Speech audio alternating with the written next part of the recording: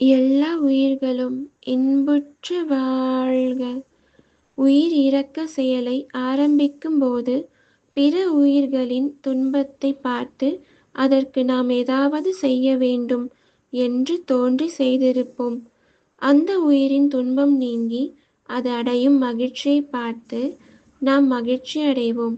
இதனால் ஏற்படும் மகிழ்ச்சிக்காகவும் நல்ல செயல் செய்கின்றோம் என்பதற்காகவும் ஒரு உயிருக்கு நாம் உதவி புரிகிறோம் என்ற எண்ணத்திலும் நாம் தொடர்ந்து உயிரிரக்க செயலை செய்ய முயல்வோம்.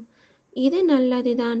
என்றாலும் இந்த உயிரிரக்க செயலை ஆழப்படுத்த வேண்டும். அவ்வாறு ஆழப்படுத்த உயிர் இரக்க செயல் செய்யும்போது செய்யப்படும் உயிரே பிற உயிருக்காக பார்க்காமல் நம்மைப் போன்றே அல்லது நாம் மிகவும் நேசிக்கும் ஒருவராக பாவித்து அந்த செயலை செய்ய வேண்டும்.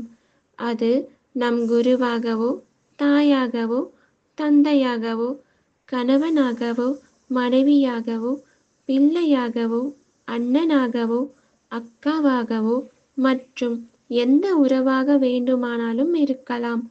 இவ்வாறு பாவனையை மனிதரிடம் மட்டுமல்லாது வாயில்லா ஜீவராசிகளிடமும் முக்கியமாக செய்ய வேண்டும். இந்த பாவனையை உயிர் இரக்க செயல் செய்யும்போது மட்டுமல்லாது எந்த நேரத்திலும் எந்த இடத்திலும் செய்யலாம்.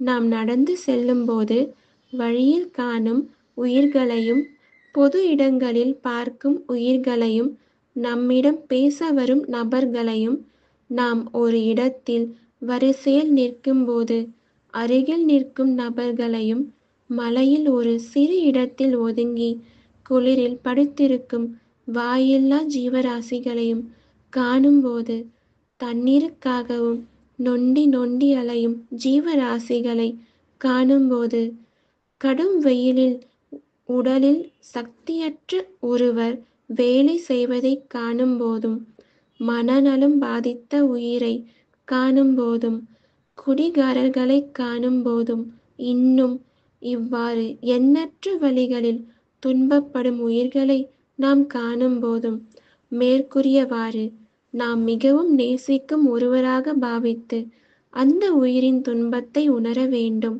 அப்போதுதான் உயிர் இரக்க செயல் என்பது நல்ல செயல் என்ற அளவில் இருக்காமல் இந்த இடத்தில் என்ன மாற்றம் செய்ய வேண்டும் என்ற விசாரத்திற்கு வழிவகுக்கும்.